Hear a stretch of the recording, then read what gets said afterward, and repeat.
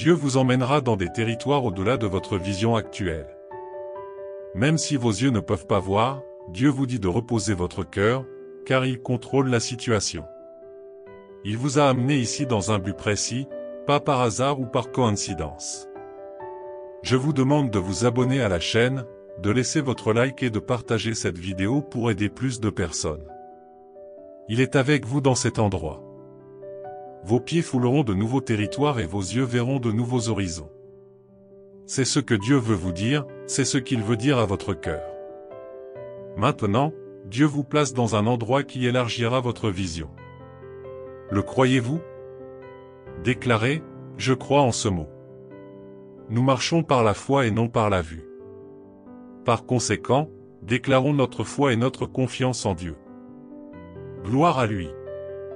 Parfois, nous devons lutter contre ce que nous voyons, avoir la foi et croire que Dieu va résoudre le problème. Moïse a agi avec foi face à la mer fermée, ce qui était sans précédent pour le peuple de l'époque. Aujourd'hui, nous pouvons regarder cet exemple et croire que Dieu séparera à nouveau la mer Rouge, car cela s'est déjà produit. À cette époque, les gens ne savaient pas comment traverser la mer, car il n'y avait aucun chemin visible et l'ennemi les encerclait. Cependant, Moïse a fait confiance à Dieu et, par la foi, a étendu son bâton sur les eaux, et la mer s'est ouverte.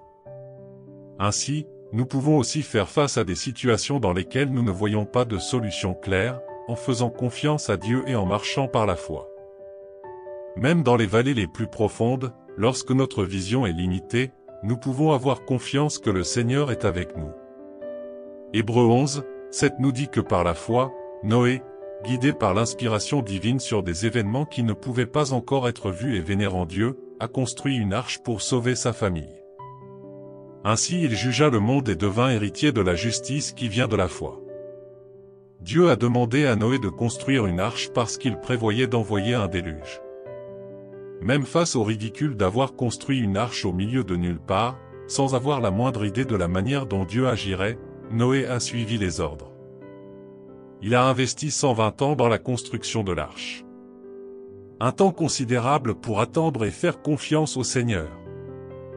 Mais il n'a pas abandonné, surtout quand tout le monde le pensait fou. Noé a persévéré, étant fidèle et obéissant à la tâche que Dieu lui avait confiée. Il ne s'est pas arrêté dans son travail. Tout comme Noah, ne vous arrêtez pas. Apprenez à persévérer.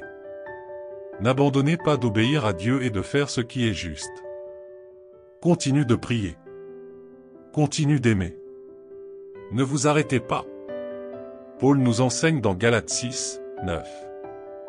Et ne nous lassons pas de faire le bien, car, au moment opportun, nous récolterons si nous ne nous décourageons pas.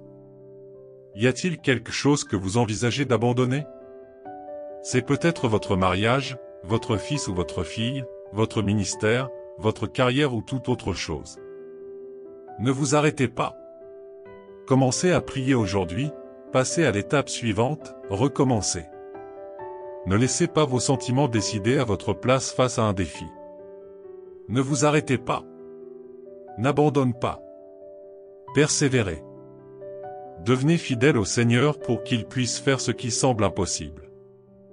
Si les choses n'arrivent pas immédiatement ou quand vous l'espérez, cela ne veut pas dire que vous devriez arrêter, cela ne veut pas dire que cela n'arrivera pas. Soyez plutôt plus obéissant, plus diligent, plus concentré et plus persévérant. Ne vous arrêtez pas.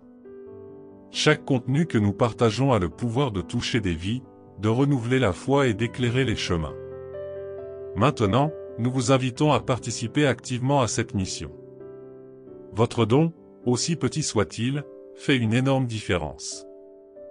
Cela nous permet de continuer à produire du contenu pertinent, à avoir une plus grande portée et à offrir un lieu de rencontre spirituelle à tous ceux qui recherchent la parole de Dieu.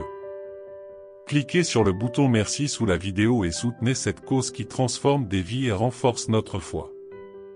Si vous ne pouvez pas faire de dons, aidez-nous en partageant cette vidéo avec ceux qui ont besoin d'entendre le message de Dieu. Votre présence ici est la chose la plus gratifiante pour Dieu.